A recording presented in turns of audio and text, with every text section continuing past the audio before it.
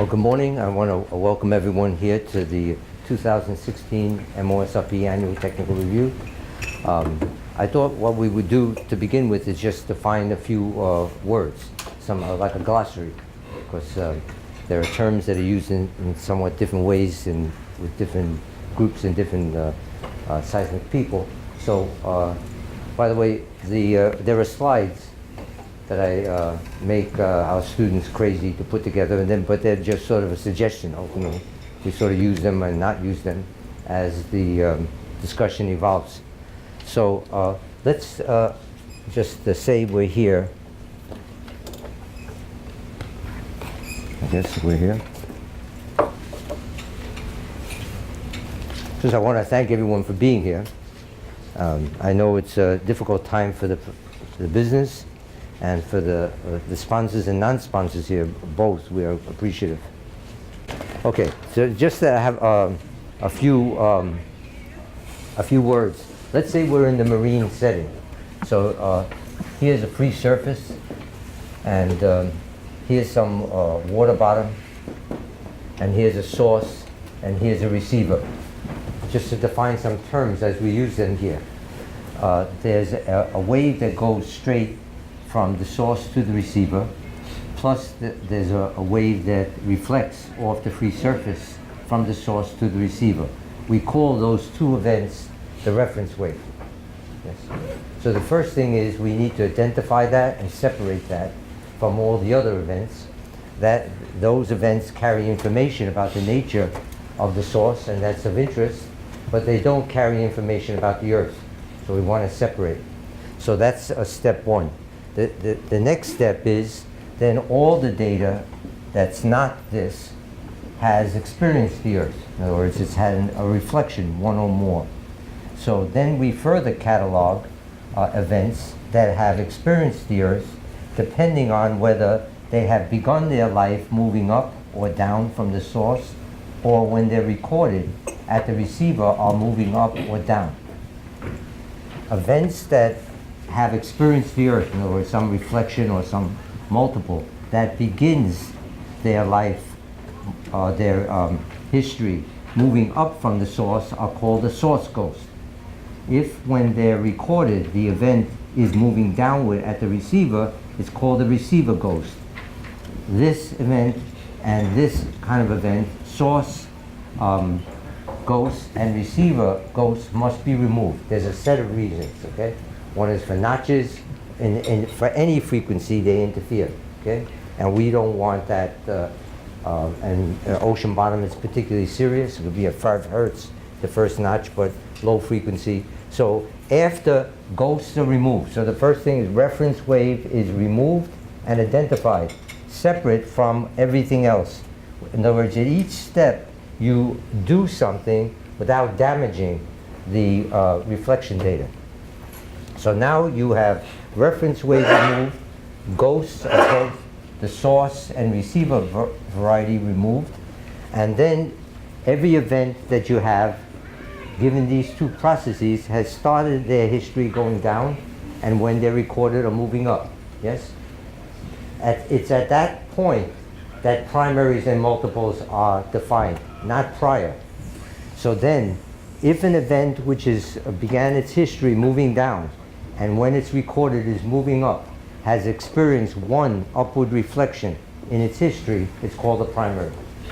If it's had more than one upward reflection in its history, it's called a multiple, and then multiples are further cataloged by the location of the downward reflection. Yes? If the downward reflection is at the air-water boundary, yes, it's called a free surface multiple. If all the downward reflections are below, it's called an internal multiple. If the multiple has done this, hit the free surface, and done this, as long as it's hit the free surface, it's a free surface multiple. So in this program, you'll see a tree or a seismic chain. Every single step in the processing chain is our responsibility, because if we don't do this well, by the way, there's a huge opportunity that's not being exploited today of removing or identifying the reference wave. If you're in shallow water, you have an intersection between the direct wave and the reflection, and they have all long offset data, and what they do is they filter. There's no need for it. You have acquisition today, which has the pressure in the derivative, either geostreamer. You can predict the reference wave or the scattered wave without damaging the other at all offset. So why are you paying for 10 miles of data and then chopping? Yes, when it isn't necessary. The acquisition of Schlumberger and PGS is fully adequate to do that processing, and it's a opportunity that has not been touched. Okay, and it's not complicated. It works one shot record at a time. Okay, so what you're going to see here is how this happens, and then the program here, the agenda is this, okay? And then imaging of two varieties. Imaging within the conventional type and imaging within a non-conventional type. Even our conventional is unconventional, okay? So one of the things we train ourselves is to be comfortable being uncomfortable. If you're looking to be comfortable, the drill success rate in the deep water Gulf of Mexico won't change. Our conventional progress that we'll describe here is not going to materially change that percentage, yes? And we'll show you a history and what a future will be, which will change seismic imaging just like ISS internal multiples has changed multiple, okay? It comes from exactly the same starting point. So there is one equation, one simple equation that governs all of this, everything here, including imaging with a velocity, imaging without a velocity. When I say imaging without a velocity, I mean depth imaging, okay? Correct depth imaging. Anyone could do imaging without a velocity. That's not the trick, okay? So all of it is derivable, and I'll write it down, and then we'll return to these slides, okay? There's one equation that describes everything that this program does, everything. And it might seem very simple. And part of the we have no slides on this because I thought about this morning. But if I can leave you with that, it gives you a way to understand at the end of the day why our method, where the methods come from that require the velocity to get depth. Where from the same starting point, exactly the same starting point, do you get a depth image without the velocity, yes? It's one equation. It's the equation like this. Imagine you have a simple acoustic homogeneous world. And in that homogeneous world, there's a point source, yes? A Dirac Delta. So it looks like this. And in the single frequency component, it will look like, we call it a Green's function of R prime, and omega equals delta of R minus R prime. We all know that, what that means.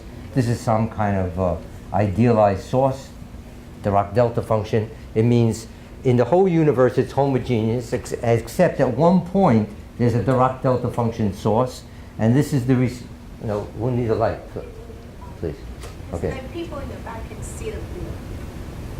Oh, okay. Yeah. Well, What's the best way to do it? not a problem. We're going to be going over this inside the slides. I just want to make this overall comment now, yes, to get people's attention. This equation, okay, del squared plus k squared g0 is delta, is, and if you're looking at the causal solution, what it means, let's say in 3D, is there's a point explosion and a spherical wave leaves, a shell leaves. That's what that means, the causal solution to that. The anticausal collapses and exists for all time before the source goes off.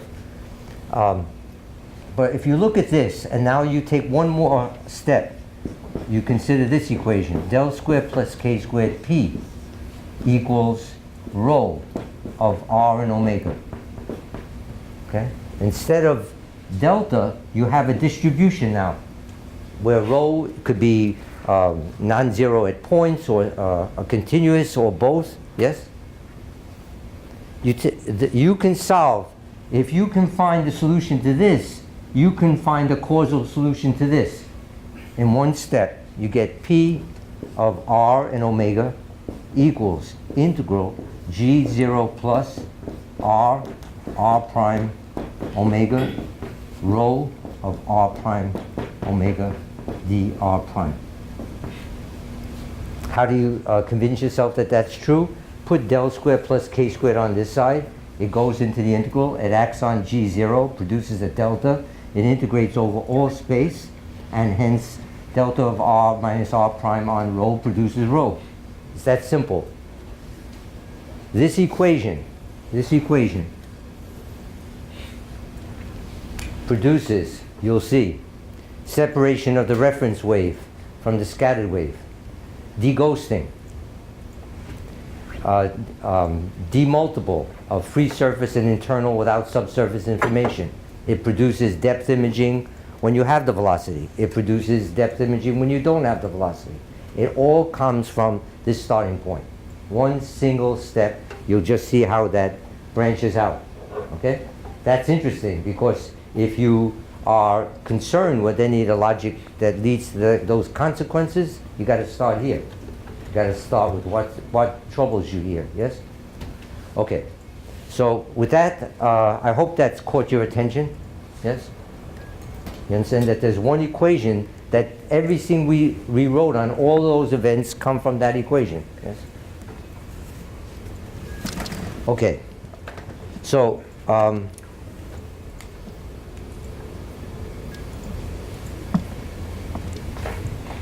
this M-OSRP's impact and delivery. These are a bunch of links on our website with different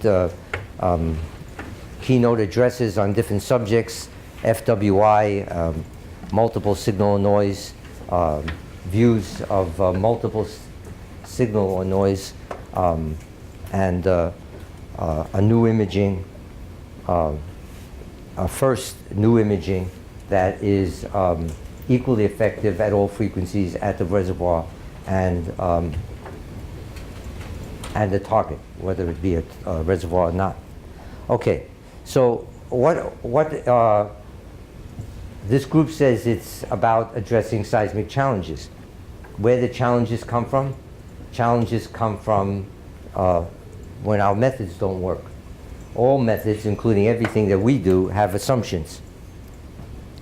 When those assumptions are satisfied, things work.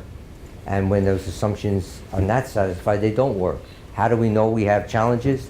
Look at the drilling success rate in the Deepwater Gulf of Mexico. You can check with the Mineral Management Service or the Bureau in the Interior. It's 1 in 10 for exploration frontier drilling. The capability seismically has improved over the last 25 years. Acquisition has improved.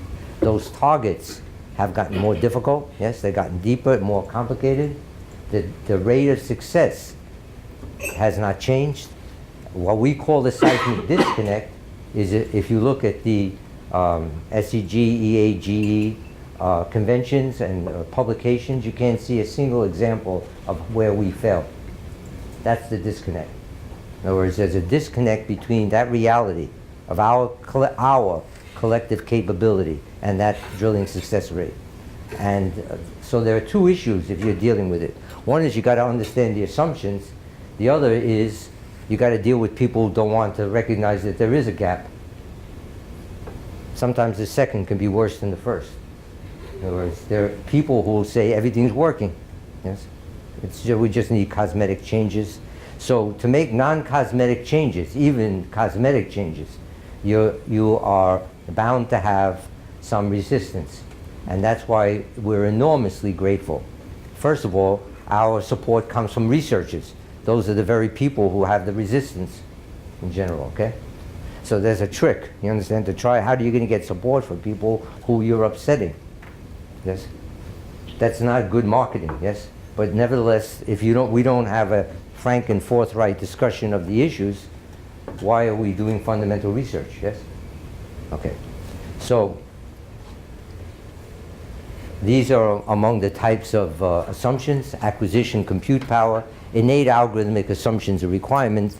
The third is the politically incorrect one that people don't want to hear about, and that's exactly the one that we pay the most attention to. So there are two ways to deal with a challenge. If a challenge is due to a violation of assumption, and the assumption is it needs deghosting, it needs reference wave, and it's not working, then find a better way onshore, offshore, to satisfy an assumption, yes? So there are times that we adopt that attitude. There are other times when the satisfaction of the assumption, we can see under lots of circumstances the ability to satisfy, okay? If you're convinced that there is a difficulty matching that assumption, then you can look for a method that doesn't make that assumption. In general, I would advise you not to try that. Okay? You're going to run into a lot of problems with people who believe that, well, it's a personal, it's a professional issue. But so if you can do the first, I advise you to do that. However, if you can't and you're serious about addressing problems, then find a method that doesn't make the current assumption. Okay.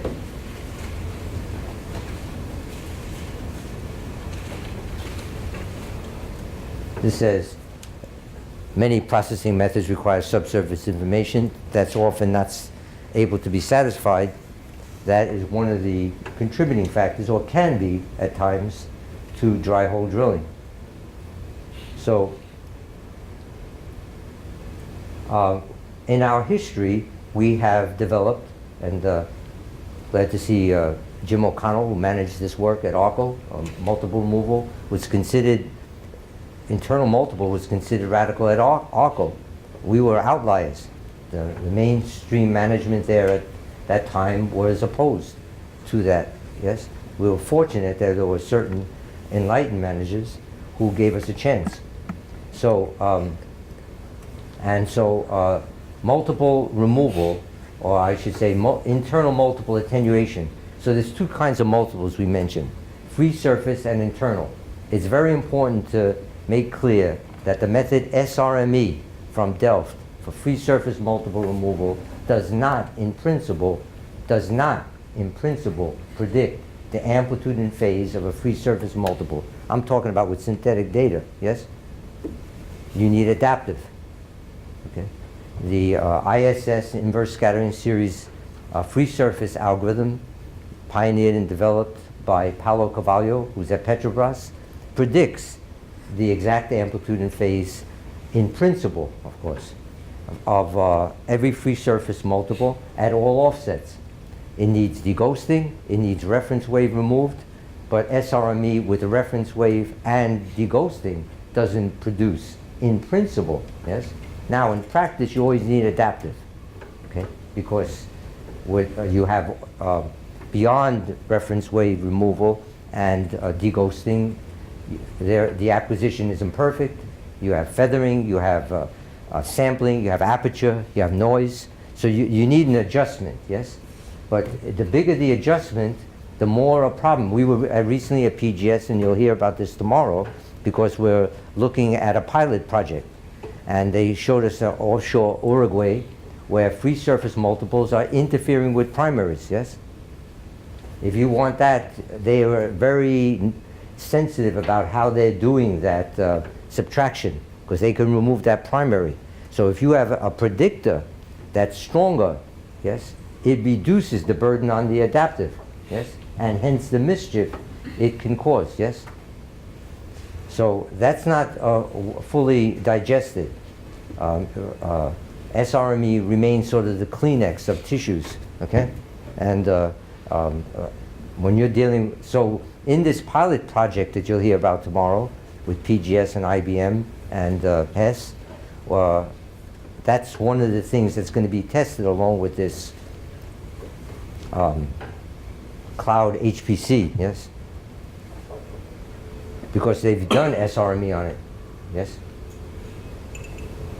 Okay, So to give you some sense of the impact of what this group and our history has delivered, there was a workshop in 2013.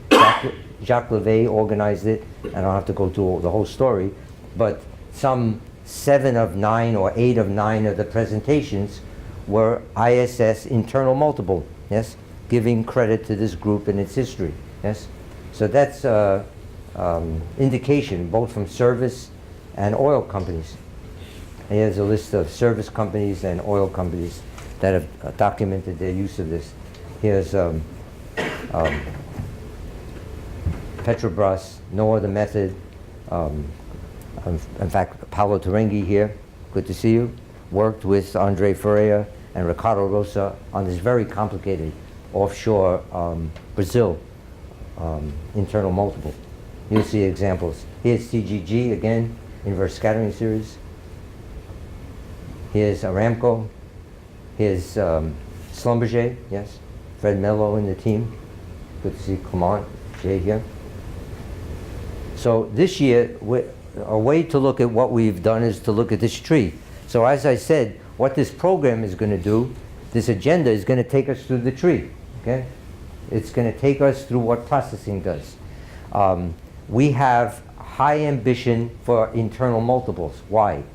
When you have an internal multiple separated from other events, you can do attenuate, which means reduce its amplitude, it gets the time right, and then do adaptive to remove it.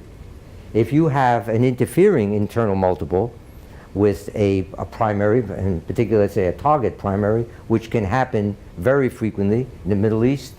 You look at North Sea, you saw Total data, 1D, they said we don't have an imaging problem. We have a problem that we have so many layers with internal multiples, all interfering, high order, yes, that the primary and the internal are on top of each other.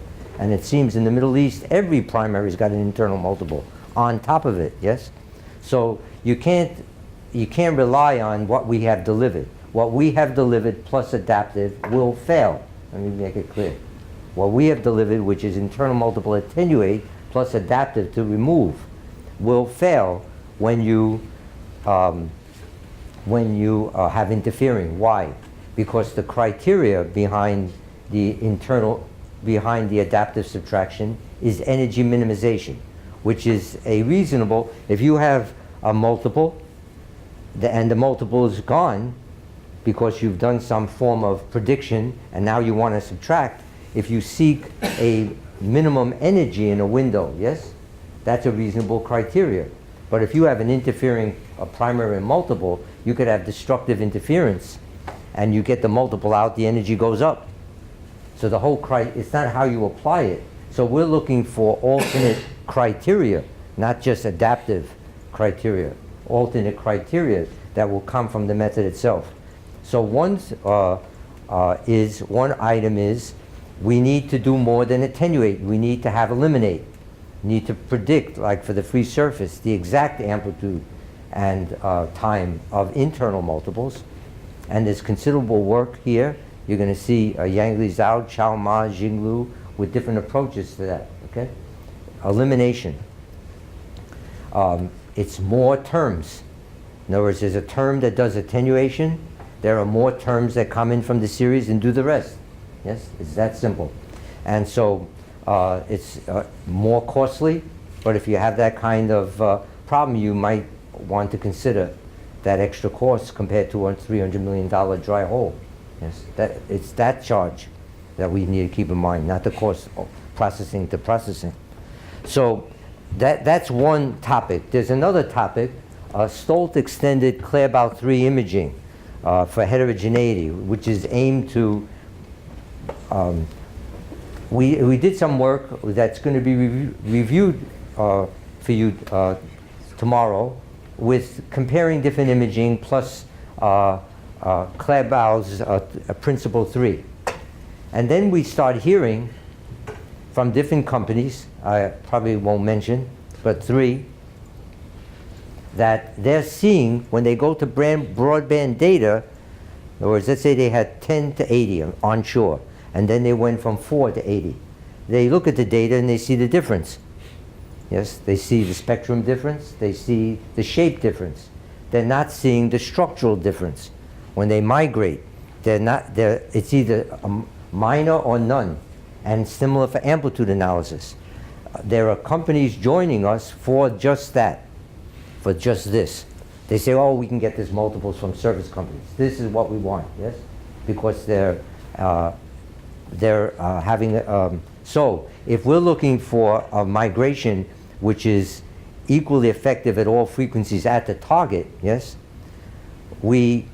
All of our pre-processing, all of these methods of elimination and high integrity imaging at depth for frequency, they're going to put a high bar on all these deghosting and other pre-processing steps. So you see a lot of effort here. That's not glamorous, yes? Removing ground roll might not sound glamorous, yes? But if you're doing onshore in Saudi Aramco, that's a high interest, yes? Without damaging reflection data. So you'll see examples of that, yes? Filtering it, there's not a problem getting rid of ground roll. The problem is keeping the information, yes? That's what this is all about. So the emphasis, the big emphasis on this is because several of these key projects are dependent on those pre-processing steps being done. The more nonlinear, the more it assumes what you brought to the nonlinear is done right. Okay? Okay, so that's the, so I'm not going to go through the agenda. The agenda follows what I just said. It goes through that chain, yes? Because, frankly, we don't say something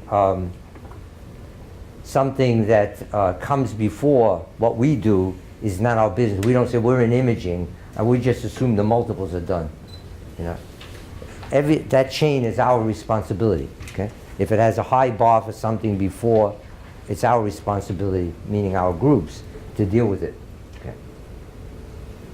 Okay, so this is a tutorial on Green's theorem. It's basically this. Now we're getting started. Do you need a coffee break? Why don't you take a break, and then we'll jump into this, okay?